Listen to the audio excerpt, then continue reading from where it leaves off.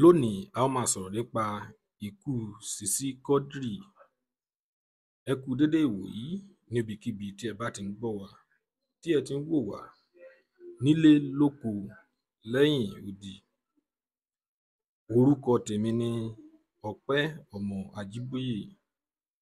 Tí ó bá jẹ́ ìgbà àkọ́kọ́ tí ẹ ń wo fídíò wa nìyí, ẹ gbìyànjú láti tẹ subscribe button láti máa rí púpọ̀ lára àwọn fídíò wa wò.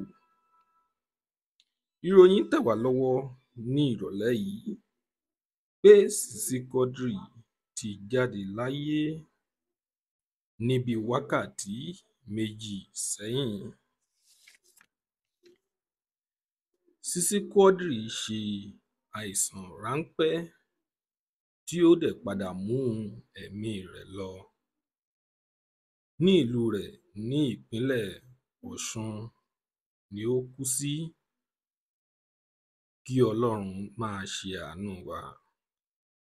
A ó máa fún yín ní ẹ̀kúnrẹ́rẹ́ ìròyìn náà tí ó bá ti yá. Ẹ tẹ subscribe button láti rí àwọn fídíò wa wò. Orúkọ tèmi ni Ọpẹ́ ọmọ Ajíbóyè. Ó dàbọ̀.